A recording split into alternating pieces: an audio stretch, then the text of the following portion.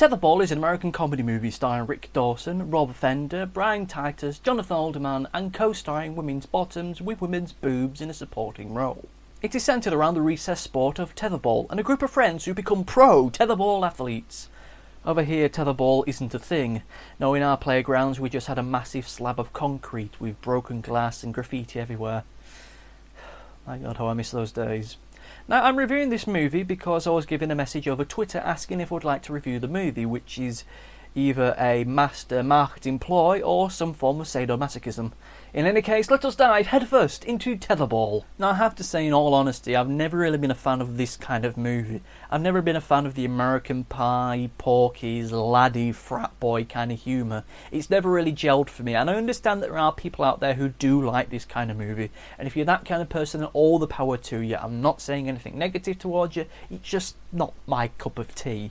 And seeing I've seen many movies like this recently, which have fell way short of the comedic mark, I was more than a little bit apprehensive going into this movie, and seeing as this movie opens with our main characters having sex in wacky, silly ways, I was dreading what was to come quite a bit.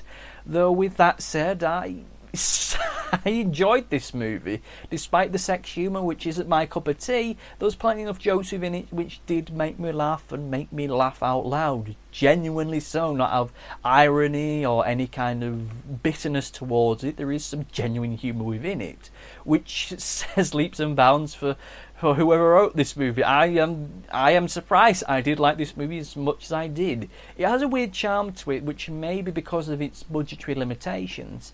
I've seen many movies of a similar kind of budget made to a similar kind of level, which, to be honest with you, let us just say their ambition falls short of their ability. Here, that isn't the case. The people making this movie, by the looks of things, genuinely like this kind of humour, and great. They've made a movie which subscribes to it and achieves what it sets out to do. It knows its limitations and is able to overcome them. It's been made in a very competent way, and thank God it's been done in a way where I can actually hear what the people in the movie are saying. All too often, that is something that, for whatever reason, gets overlooked. I don't understand why, but for whatever reason, people making these kinds of movies forget that the audience has to be able to hear what's going on. But whatevs, I did enjoy this movie. It sets out what it wants to do and it achieves it. It's made in a very passionate way, in a way that makes it feel that it's actually wanted to have been made. It doesn't feel as though it's been made out of contractual obligation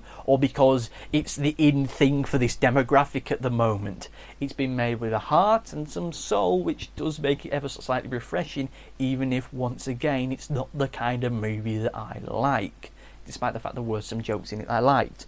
There's some jokes that did fall short. I'm not a massive fan of the character that Ron Jeremy was playing. The humour derived from him was pretty much he's gay, which I'm not a fan of those kind of jokes or that kind of humour, full stop.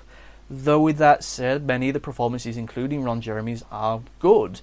You get a genuine sense of reality between our main characters, that they do feel as though they know each other. They do feel like real people for the most part, which is good. Even though we have a character within this who is the drunken character, the wacky drunken character, who is a bit of a cliche, many of the characters do feel like real people who you probably see still arsing about getting drunk and partying post-college, even though by a line that's said within the movie, it's a very sad, pathetic thing to still do. That's a line that fell very close to home for me and made me go, haha, yeah, like me.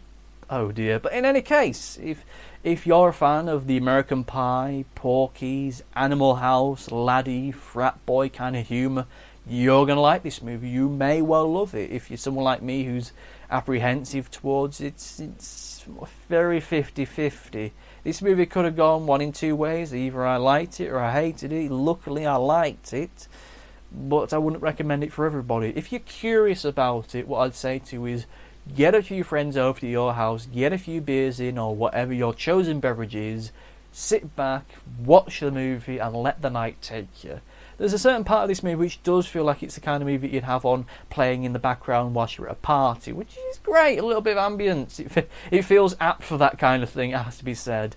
I understand some people may love this, some people may hate it. For me, I liked it for what it's worth.